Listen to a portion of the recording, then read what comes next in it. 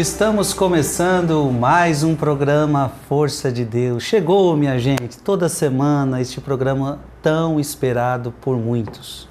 Então chegou este programa onde vamos meditar a palavra de Deus. Pega a sua Bíblia, pega o seu caderno de anotações e vamos aprender. Estamos aprendendo tanto, está valendo tanto a pena. E você tem percebido que você aqui não perde o seu tempo. Aqui você tem uma hora muito bem aproveitada. Uma hora que nós nos dedicamos à palavra de Deus, isto é uma hora de valor.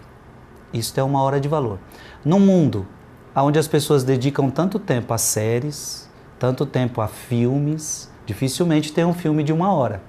O filme é 1h30, 2 horas, e as pessoas assistem filmes e mais filmes. E quantas vezes aquela impressão, perdi meu tempo, não aprendi nada de bom, foi um tempo desperdiçado. Um tempo com a palavra de Deus nunca é desperdiçado. Então seja bem-vindo, eu quero acolher você aqui que nos acompanha pela TV Século XXI, quero acolher você que nos acompanha pelo meu canal do YouTube, Frei Gilson / Som do Monte, e você que nos acompanha pelo canal do YouTube de Dom José Francisco Falcão. Seja bem-vindo. Meus queridos, fazendo uma lembrança daquilo que nós vimos nos programas passados, a minha última pergunta para Dom José foi o seguinte: onde que está a prova bíblica de que são 4 evangelhos, nem mais nem menos? E na própria Bíblia nós não encontramos essa resposta. Porque Dom José nos explicou, Marcos em nenhum momento escreve que foi ele mesmo que escreveu. Mateus em nenhum momento ele diz que foi ele que escreveu. E da onde que nós tiramos, da onde que a igreja tirou essa apreensão de que o evangelho de Marcos é de Marcos, o evangelho de Lucas é de Lucas, o evangelho de Mateus é de Mateus? Dom José então nos explicou que não, na Bíblia somente nós não vamos encontrar. Precisamos ir para a tradição da igreja, precisamos ir para os padres da igreja. E foi então que ele nos deu uma primeira prova, nos falando de Pápias, aonde Pápias conheceu um presbítero chamado João, e esse discípulo de João começou a dizer: Marcos, intérprete de Pedro, escreveu cuidadosamente o que ele ouvia da pregação de Pedro sobre Jesus Cristo. E aí Dom José nos explicava que essa era a primeira prova histórica, documental, de que aquele evangelho era de Marcos. Então, gente, isso é importante. A Igreja Católica não é solta, a Igreja não é solta. Não é que ela inventou. Vamos falar que tal evangelho foi Marcos que escreveu. A gente sabe disso? Não. Vamos dizer que é. O povo tem que acreditar. Não. A Igreja, ela se baseia na história. A teologia também é uma ciência. É uma ciência bíblica. Então, nós a partir de hoje, não sei quantos programas serão, não sei se só esse vai resolver nossa vida, mas eu sei que Dom José vai querer provar na história, nos padres da igreja, de que esses evangelhos, com toda certeza, foram escritos por Lucas, por João, por Mateus, por Marcos, e que só são 4 mesmo e não são mais, como a gente já ouviu. Eu antes quero já acolher Dom José Falcão, sua bênção, é uma alegria tê-lo aqui. É uma alegria estar aqui, Deus abençoe sua vida, Frei Gilson. O senhor tem uma grande jornada agora, provar para nós, porque não encontrando na Bíblia um suporte para saber se são só 4 evangelhos, o senhor está indo para a história, então tem muita coisa a ser vista aí. O senhor, no programa passado, nos falava de Pápias e nos dava um texto muito interessante. O senhor tem mais algo a dizer sobre isso? Ainda eu queria retomar, é um santo da Igreja Católica, ele foi bispo de Hierápolis, na atual Turquia, e na mesma obra que foi citada no programa anterior, recordada aqui por Vossa Reverendíssima, nós temos uma outra informação muito importante. Pápias nasceu no ano 60. morreu no ano 140. Portanto, ele conviveu seguramente com os discípulos dos apóstolos. Ele era colega de São Policarpo, bispo de Esmirna, e São Policarpo foi discípulo do evangelista João. Então nós temos aqui uma geração de bispos, dois santos, São Policarpo, mártir, e São Pápias. Pápias é 22 de fevereiro, celebramos a memória. O Pápias é bispo também. Então. Bispo de Herápolis. Bispo de Herápolis. Digo aqui a informação, bispo de Herápolis, na Frígia, atual Turquia. Fica a 22 quilômetros de Laodiceia, uma das 7 igrejas do Apocalipse, e Colossos, comunidade para a qual São Paulo redigiu a carta aos Colossenses. Então, é um dos discípulos do apóstolo São João, Pápias, colega muito próximo de São Policarpo, bispo de Esmirna. Nesse mesmo texto que nós vamos ver agora, um segundo texto de Pápias, na sua exegese sobre os oráculos do Senhor, citado por Eusébio de Cesareia Marítima, Terra Santa. Pois bem, ele diz o seguinte, que as informações seguras eram passadas de um padre para o outro, de um discípulo para o outro. Isso era averiguado, se certificava que a informação era precisa. Então temos aqui um testemunho precioso da tradição oral.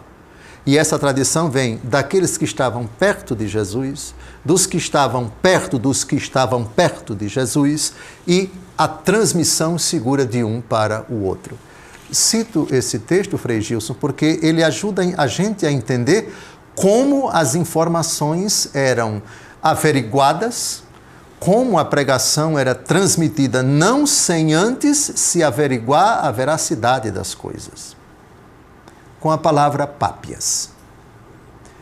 Em teu favor, não hesitarei em aditar às minhas explanações o que aprendi outrora dos presbíteros, e cuja lembrança guardei fielmente, a fim de corroborar a manifestação da verdade. Efetivamente, não aprecio os que falam muito, como acontece a maioria dos homens, e sim os que ensinam a verdade, nem junto dos que relembram preceitos estranhos, e sim junto dos que comemoram os mandamentos do Senhor, impostos aos fiéis e nascidos da própria verdade. No entanto, se vinha a determinado lugar algum dos companheiros dos presbíteros, informava-me sobre as palavras dos presbíteros, o que dissera André ou Pedro, Filipe ou Tomé, ou Tiago, ou João, ou Mateus, ou qualquer outro dos discípulos do Senhor. O que dizem Aristiom e o presbítero João, discípulos do Senhor. Não pensava serem tão úteis os ditos provenientes dos livros, quanto o que deriva de uma palavra viva e permanente. Olha que interessante. Aqui nós temos a igreja que já tem livros, mas tem também ainda, porque eles estavam vivos, os discípulos do Senhor. Lembra, Frei Gilson, por exemplo, no capítulo 10 do Evangelho segundo Mateus, Jesus envia quantos discípulos em missão? 2 a 2, 72. Então vejam, nós sabemos muito pouco dos 72 discípulos. Sabemos os nomes dos apóstolos. Verdade. Apóstolos, uma coisa. Discípulos, outra coisa. Então temos o grupo dos apóstolos e o grupo dos discípulos. E aqui, Pápias, diz que dentre os discípulos do Senhor tinham Aristiom e o presbítero João. Eles transmitiam. Eles viajavam, chegavam, por exemplo, na comunidade da Frígia, lá, a diocese dele. Olha, eu vim aqui visitar você, querido irmão.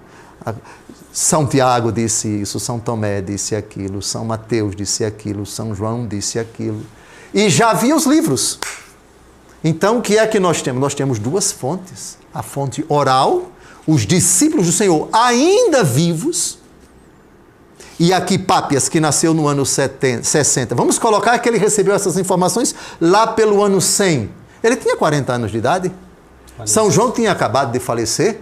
Então, o que é que nós temos aqui, para usarmos uma linguagem, uma informação quentinha, fresquinha, isto é, daquelas fontes oculares dos discípulos que viram nosso Senhor fazer prodígios, ouviram nosso Senhor pregar, e aí é a igreja, já a segunda geração, a geração dos primeiros bispos, aqueles que foram ordenados pelos apóstolos, e Pápias foi um deles, como Policarpo, bispo de Esmirna, foi um deles, provavelmente foi São João, bispo de Éfeso, quem pôs as mãos nele. Então, esse é um documento precioso. Preciosíssimo. Entendeu? Pois bem, então já temos aqui uma primeira prova que não pode ser desconsiderada. Eu diria, nem por católicos, nem por protestantes.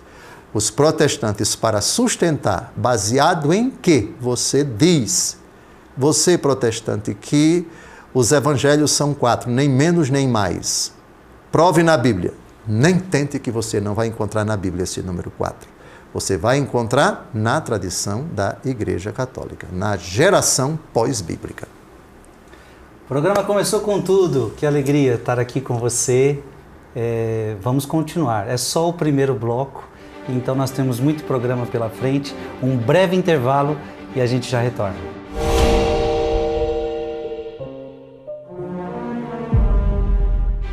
Estamos de volta ao programa Força de Deus. Seja muito bem-vindo, é uma alegria estar aqui com você.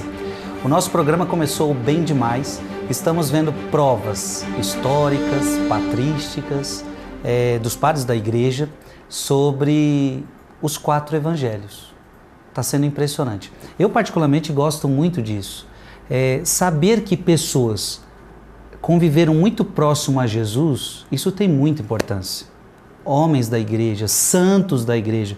Lembrando, nós não estamos falando de qualquer pessoa aqui, de quaisquer pessoas. Nós estamos falando de santos. Então, o primeiro que nós tratamos foi Pápias.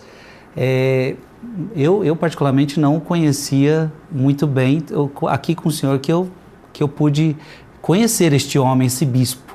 Então, para mim é impressionante. Eu fico fascinado porque era alguém que eu não conhecia, de suma importância. Então, veja, do ano 60... Nasceu no ano 60 até o ano 140. Meu irmão, ano 60. Então imagina, Jesus morreu. 60 anos depois esse homem apareceu com alguns apóstolos vivos. Ele então conviveu com alguns apóstolos, no mesmo tempo que eles. Então, meu irmão, a notícia chegava. Era muito mais fácil, era muito mais fresquinho do que nós agora, depois de 2000 anos, queremos saber as coisas que aconteceram. Eu pergunto para Dom José se tem mais gente que nós podemos conhecer, se tem mais santos, mais padres da igreja que poderiam nos ajudar nessa comprovação histórica de que são 4 evangelhos, não mais nem menos. A segunda autoridade que a gente tem que evocar, e essa sim é a primeira autoridade, é o primeiro padre da igreja, que cita literalmente os nomes dos autores dos 4 evangelhos. Pápias falou de Mateus, falou de Marcos. Sim.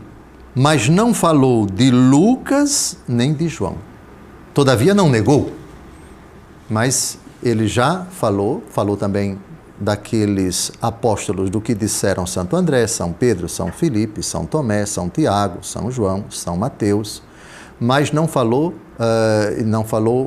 Lucas, nem falou do Evangelho segundo Mateus, falou do Evangelho segundo João, falou do Evangelho segundo Mateus e do Evangelho segundo Marcos. Mas é Tertuliano, agora vamos ao norte da África. Tertuliano nasceu no ano 160 e morreu no ano 223, norte da África.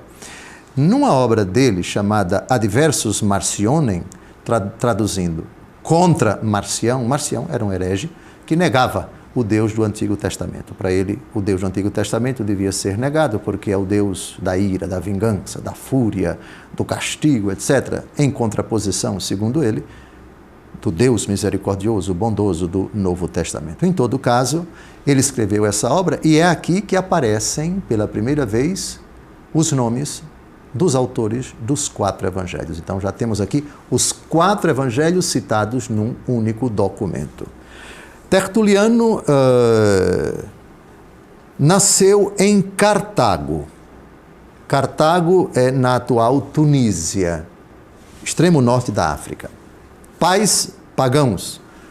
Ele adquiriu uma sólida formação jurídica e se tornou um famoso advogado em Roma.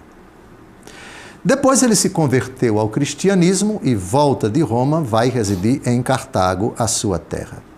Ele era um célebre apologista, ou seja, um defensor da fé, e também um polemista. Entrava em polêmica com todo mundo. E quem polemizasse, quem criticasse, quem questionasse a veracidade... Tertuliano seria bom para ter um canal na internet, então. Pois bem, ele deixou inúmeros escritos onde se percebe a sua vasta cultura jurídica, a sua eloquência teológica, colocadas a serviço da fé cristã. Infelizmente, no fim da vida, ele se aliou aos montanistas. O montanismo foi uma heresia condenada pela Igreja. Não há provas de que ele tenha sido ordenado sacerdote. Foi o finalzinho da vida dele. Porém, todos os escritos dele não estão contaminados. Pouquíssimas palavras daquilo que ele escreveu já no fim da vida que realmente foram condenadas pela Igreja. Mas, digamos assim, a fase católica dele. Ele escreveu essa obra, que não tem nada de heresia, e eu gostaria de citar esse texto, escrito, portanto, no comecinho do século III, ali entre 199 e 200 e pouco. Lá vai. Sustentamos que o instrumento evangélico tem por autores os apóstolos, ou, se os autores são discípulos dos apóstolos, não puderam escrever sozinhos, mas com e segundo os apóstolos. Entre as igrejas fundadas pelos apóstolos, bem como em todas as igrejas unidas a elas, o Evangelho de Lucas se manteve desde a sua publicação tal qual o defendemos hoje. As igrejas apostólicas cobrem hoje, com a sua autoridade e patrocínio, os demais evangelhos que, por intermédio das mesmas, chegaram em nossas mãos. Refiro-me aos de João e de Mateus, e outros sim ao de Marcos, embora este último seja atribuído a Pedro, de quem Marcos era intérprete, como é atribuída a Paulo a narração de Lucas. O fato é constante. Todos os evangelhos se encontravam nas igrejas daqueles tempos. Numa palavra, os que nos ensinam a fé são, entre os apóstolos, João e Mateus, entre os discípulos dos apóstolos, Lucas e Marcos. Então, esse testemunho é muito precioso para a igreja. De onde a igreja... Um momentinho, guarde aí sua colocação engatilhada. É muito importante que católicos e protestantes, sem desconhecer a história, porque assim aconteceu. Quanto a essa pergunta, onde se prova que os evangelhos foram 4 apenas, não menos nem mais, tradição da Igreja Católica. Ou se não quiser falar a Igreja Católica porque não gosta, o que para nós é irrelevante, pelo menos diante de documentos históricos, os pais da Igreja, ou seja, os padres da Igreja. Agora, eu só diria que é um testemunho histórico, né? Aqui ele está simplesmente falando de história. Chegou até mim, ele tem uma comprovação histórica, então o senhor está fazendo a gente ver uma comprovação histórica, né? Fantástico. E aqui outra coisa que eu gostaria de salientar é o seguinte, nos bastidores a gente comentava isso, o Evangelho de Marcos, ele foi discípulo de Pedro, e Lucas, discípulo de Paulo. Então, ou seja, podemos dizer que muito que lemos de Marcos tem a ver com Pedro, e muito que lemos de Lucas tem a ver com Paulo? Disse tudo. O Evangelho de Marcos está impregnado, segundo Marcos, que é o menor dos 4 evangelhos, só tem 16 capítulos, Mateus tem 28, Lucas tem 24, e São João tem 22, se não me engano, 22. Informação. 22. Por favor, eu preciso passar limpo para não cometer uma gafe. 21 capítulos, tá vendo? A idade chegou.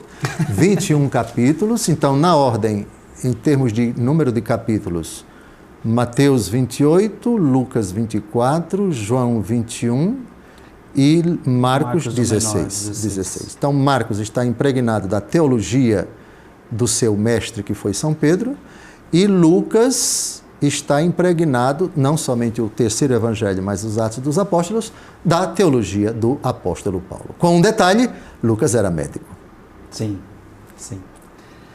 Maravilhoso, minha gente. Vocês agora estamos estudando história. Isso aqui podemos dizer, isso aqui é história da igreja, história dos pais da igreja, como Dom José Falcão nos disse. E ele mesmo disse, se você não quiser dar a isto o nome de igreja católica, mas é por birra, porque não gosta, ele até usou essa expressão, porque não gosta, mas isso é a igreja católica, né? Os primeiros padres da igreja. Aí, o senhor poderia nos dar essa informação, qual o século que começou a dar-se o nome de igreja católica? O senhor teria esse dado? Essa expressão ela está nos livros de São Cipriano, que é anterior a Santo Agostinho. Santo Agostinho morreu no ano 420. Já era uma nomenclatura, acredito que são... No início do século II, nós já temos essa expressão para diferenciar das heresias que eram, digamos assim, locais. Uhum. Então, heresias do norte da África. Os católicos, então, insistem a mãe católica, a igreja universal, que não está apenas aqui na África, que não está apenas aqui nessa província entendeu? Então, essa nomenclatura universal católica, ela nasce num contexto de polêmica. Porque ela é a igreja que está em toda parte, não é uma igreja nacional, não é uma igreja territorial, não é uma igreja defendida, uma igreja local, defendida por esses hereges que estão na Frígia, que estão na Bitínia, que estão aqui, ali ou acolá. Então era uma nomenclatura que a igreja que estava em comunhão com Roma e com as igrejas por onde passaram os apóstolos e os discípulos dos apóstolos, elas se autodenominavam. E estavam unidas entre si, né? Não eram um monte de igrejas separadas, divididas, eram igrejas que estavam unidas no pensamento, no coração dos apóstolos.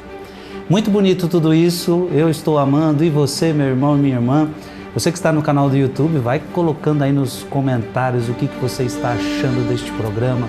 Não esqueça de divulgar este programa para mais pessoas, tá certo?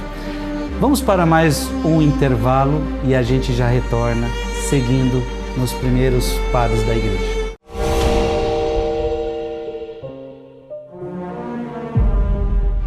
Estamos de volta ao programa Força de Deus, alegria imensa ter você aqui conosco.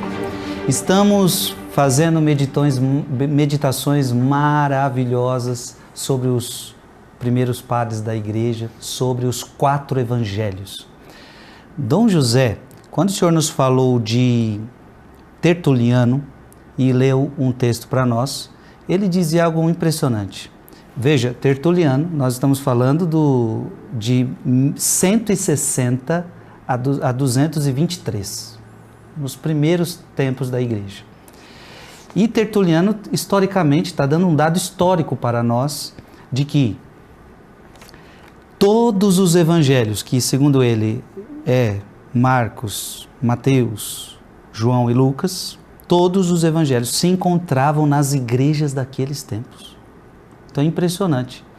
Nas verdadeiras igrejas daquele tempo, e o senhor ainda falávamos da igreja católica, havia então, todos os evangelhos já estavam dissipados nessas igrejas. Santo Agostinho, acredito que a gente já abordou isso quando a gente introduziu o Antigo Testamento, das nossas 24 programas. que Santo Agostinho estabeleceu um critério para saber, Sim. lembra? Sim. Do cânon bíblico. Primeiro vamos olhar para aquelas igrejas onde os apóstolos estiveram. Lembrei. Depois, que foram fundadas por eles. Depois, onde foram bispos os discípulos dos apóstolos e assim por diante.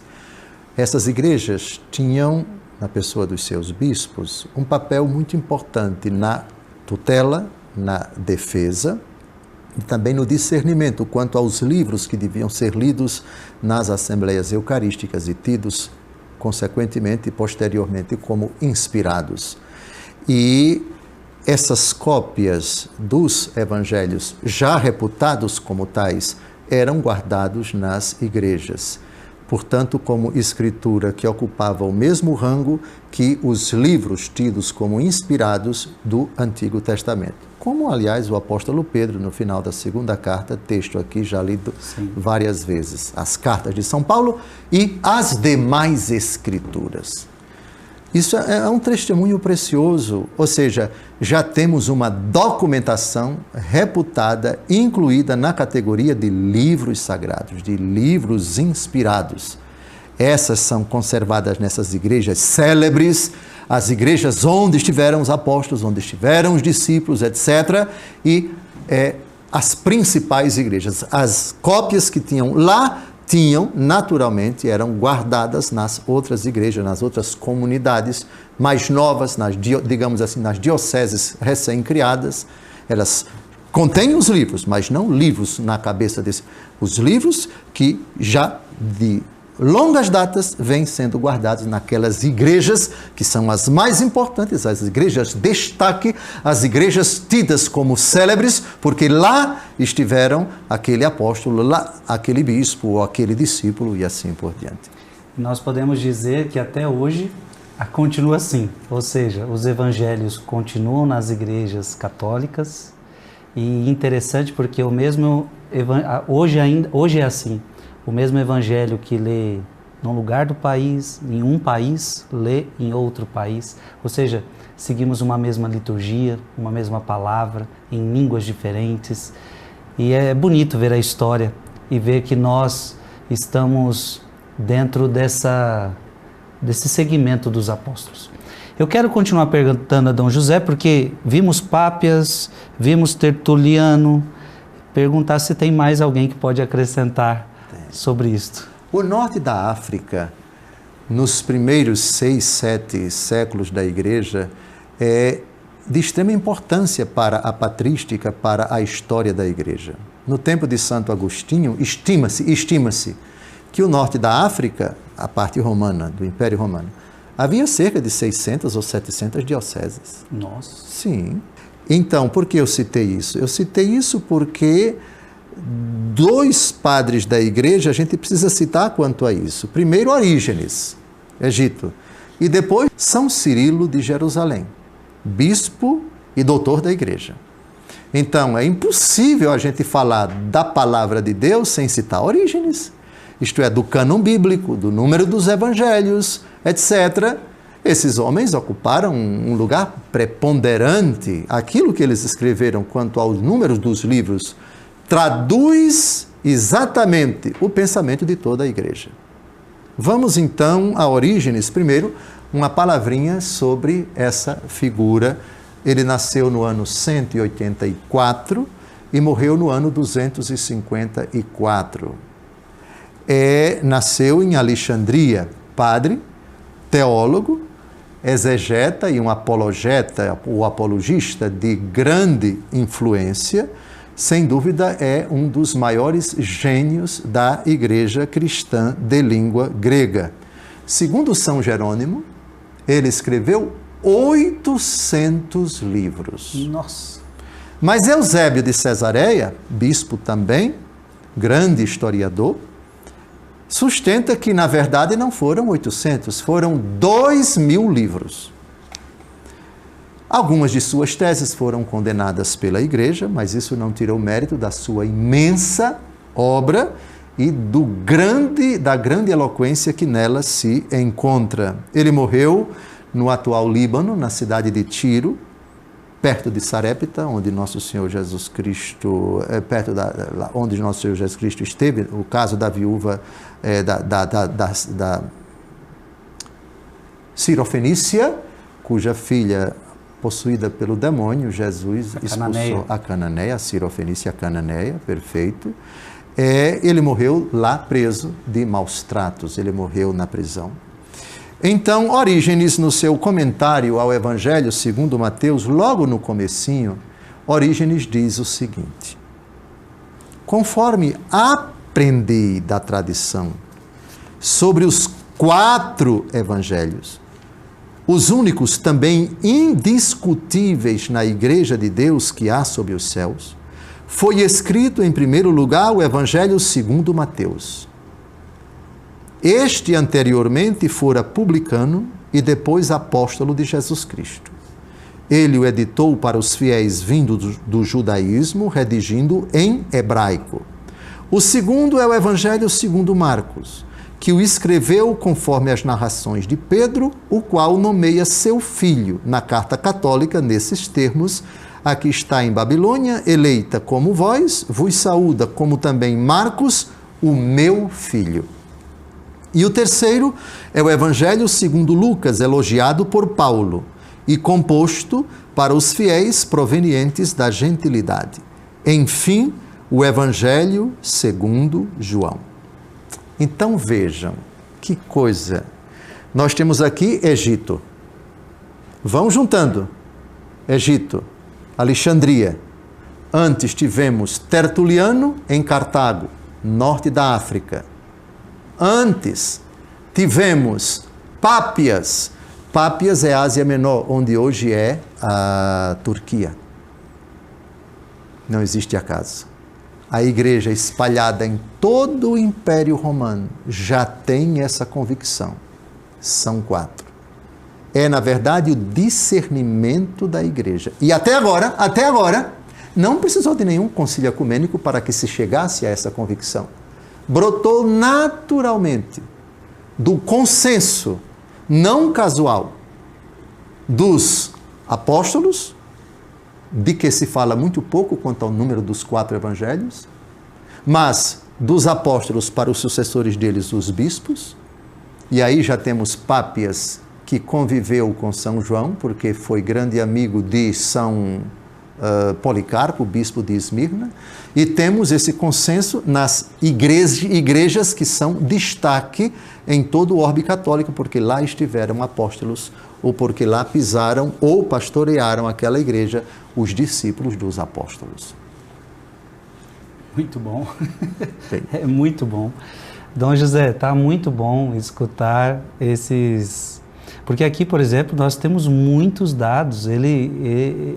Por exemplo, a ordem que ele colocou é a ordem que até hoje está. Ah, sim, esse detalhe eu não tinha percebido, tá vendo? Ele me lembrou. Obrigado, realmente. Mateus, Marcos, Lucas e João. Sim. Nos fala que, de fato, que Marcos, discípulo de Pedro, Lucas, discípulo de Paulo. Então, é dado histórico, né? Dado histórico de pessoas que conviveram muito perto deles, né? Então, é impressionante. Eu pergunto para você, meu querido irmão e irmã, quem de vocês teria acesso a esses documentos com facilidade? Obviamente, tudo isso que Dom José está trazendo está disponível para todos. Mas é bem verdade que nem todos conseguem ter um acesso fácil. Eu, particularmente, teria muita dificuldade de achar esses textos, como sacerdote. Eu estou falando como sacerdote. Então, olha, eu falo isso para vocês entenderem a riqueza. Isso aqui não é inventado por Dom José Falcão. Não, isso aqui é texto. Ele, inclusive, Dom José é muito sério nisso, gosta de falar para você e para mim aonde que está, onde está escrito, tudo certinho, tudo bonitinho, para você ver que é documento. Contra fatos não há argumentos, e é isso que nós estamos estudando. Vamos percebendo que a Bíblia, ela não foi uma coisinha mal feita, não, por homens, porque na visão de muita gente, os homens escreveram qualquer coisa, juntou ali. Não, a gente está entendendo, já tem mais de 20 programas que nós estamos entendendo que foi uma elaboração paulatinamente, foi acontecendo, e que Deus estava controlando, inspirando cada ação em cada momento. Vamos para um breve intervalo e a gente já retorna para o nosso último bloco.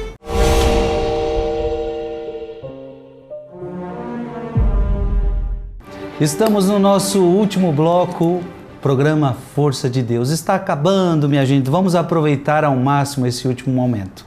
Olha, ouvimos falar de Pápias, ouvimos falar de Tertuliano, ouvimos falar do grande Orígenes, e Dom José já falou que o próximo que ele ia falar conosco é do grande São Cirilo de Jerusalém, sobre esta realidade do porquê só 4 evangelhos, mais, menos, qual é a prova que a gente tem que esses 4 são verdadeiros, nem mais nem menos.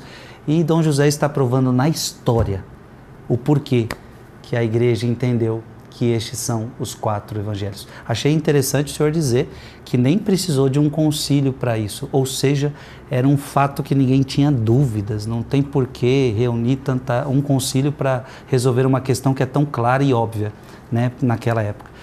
Nos diga de Cirilo, São Cirilo de Jerusalém. Pronto, a pessoa de São Cirilo de Jerusalém, ela é de uma envergadura ímpar na história da igreja primitiva, porque ele foi um dos grandes baluartes na luta contra as heresias do seu tempo. Algumas informações sobre São Cirilo de Jerusalém. Não é o Cirilo de Alexandria, o Cirilo de Jerusalém é um grande catequista. Ele nasceu no ano 313 e morreu no ano 386. Bispo da cidade onde Jesus morreu e ressuscitou. Ele tem uma obra fantástica chamada Catequeses Batismais. São Cirilo de Jerusalém diz o seguinte a respeito dos 4 evangelhos. No Novo Testamento, há só 4 evangelhos. Os demais são pseudepígrafos, ou seja, apócrifos e nocivos. Mesmo os maniqueus escreveram o Evangelho de Tomé, que, disfarçado sob o nome de Evangelho, seduz as almas dos simples.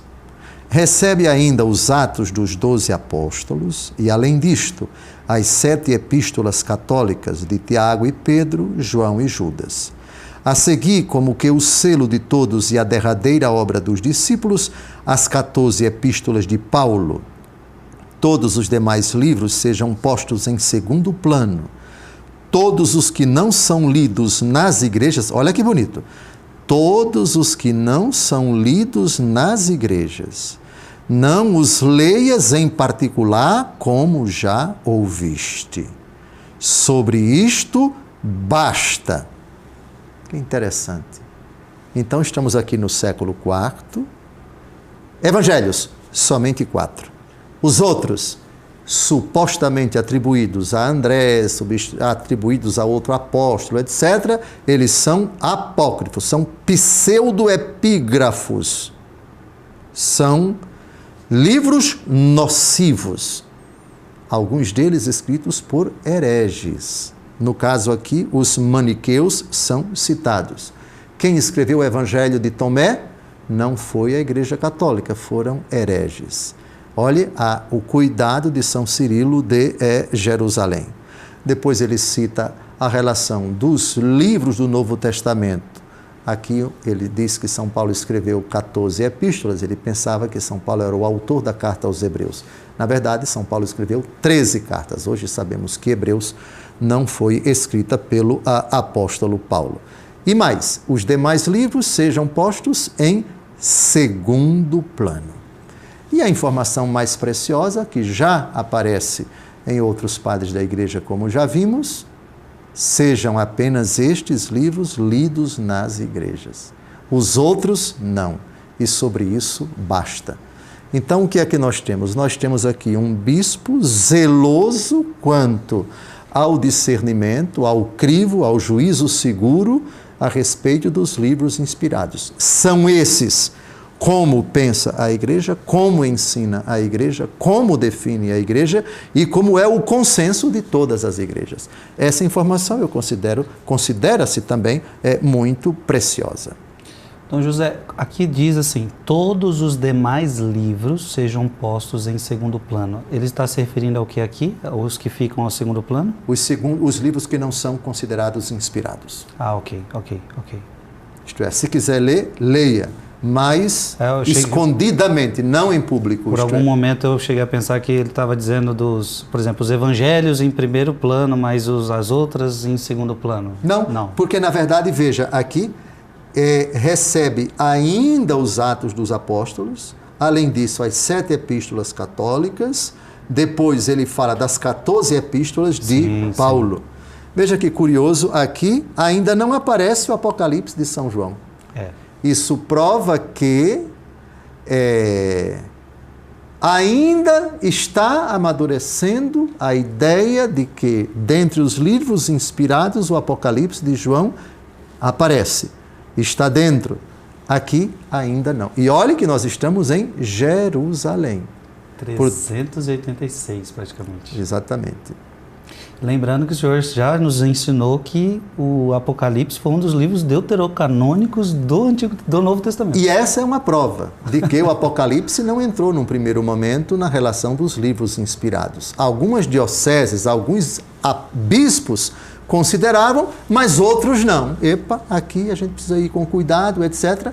O que demonstra que o consenso foi demorou bastante, e a igreja não se preocupou, tanto é que no primeiro concílio ecumênico, o concílio de Nicéia, 325, não se tratou da relação dos livros inspirados. Sim. Se não foi tratado, é porque isso não era assunto polêmico.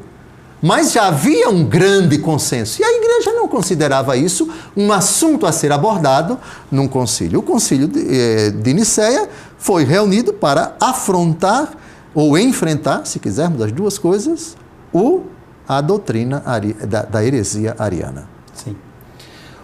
Eu tenho uma marcação aqui que o senhor falou que ia meditar conosco alguma coisa sobre Ezequiel e o livro de Apocalipse, a interpretação dos padres da igreja. Esses dois textos foram fundamentais também para que a igreja evidenciasse numa interpretação alegórica esses dois textos, de Ezequiel capítulo 1 e Apocalipse capítulo 4, justamente para demonstrar o que já era uma coisa óbvia dentro da igreja, que os evangelhos eram 4. Acho que vale a pena, pelo menos temos 4 minutos do primeiro desse bloco, é o último, não é? É o último bloco, e já antecipo, acho que no próximo encontro a gente precisa retomar isso. O texto que é citado pelo livro do Apocalipse, no capítulo 4, o último livro da Bíblia, aparece em Ezequiel, capítulo 1, versículos de 4 a 10. Porque esses dois textos têm relação com o número 4 dos evangelhos. Vejamos por quê. Frei Gilson? Ezequiel 1, de 4 a 10. Tive então uma visão, soprava do lado norte um vento impetuoso, uma espessa nuvem com um feixe de fogo resplandecente, e no centro, saído do meio do fogo, algo que possuía um brilho vermelho. Distinguia-se no centro a imagem de 4 seres que aparentavam possuir forma humana. Cada um tinha 4 faces e 4 asas. Suas pernas eram direitas e as plantas de seus pés se assemelhavam às do touro e cintilavam como bronze polido. De seus 4 lados, mãos humanas saíam por debaixo de suas asas. Todos os 4 possuíam rostos e asas. Suas asas tocavam uma na outra. Quando se locomoviam, não se voltavam. Cada um andava para a frente. Quanto ao aspecto de seus rostos, tinham todos eles figura humana. Todos os 4 uma face de leão pela direita, todos os 4 uma face de touro pela esquerda e todos os 4 uma face de águia. Pronto, aqui nós temos 4 animais, 4 figuras, perdão. Homem, touro, leão e águia. Como as coisas não acontecem por acaso, o livro do Apocalipse vai citar essas 4 figuras. E a tradição da igreja vai enxergar no que Ezequiel disse, que vimos agora, com o que São João escreveu, que vamos ver no programa seguinte, porque estamos a 1 minuto e meio do final, os 4 evangelhos. Aliás, eu proponho que no encontro seguinte a gente mude de cenário. Por quê? Porque nesse cenário vão aparecer os 4 evangelistas e a gente vai ver por quê. Falta 1 minuto para o final. Eu proponho, então, a nossa equipe aqui, que a gente mude de cenário para a gente mostrar os 4 animais e depois os 4 evangelistas. E ver com vários padres da igreja, a começar de Santo Irineu, que nasceu no ano 130 e morreu no ano 202, já Santo Irineu tem essa convicção. Os evangelhos são 4, nem menos nem mais. E temos 2 profecias a respeito disso. Ezequiel capítulo 1 e Apocalipse capítulo 4. Olha, terminamos esse programa cheio de expectativa para o próximo. Esse programa é bom demais.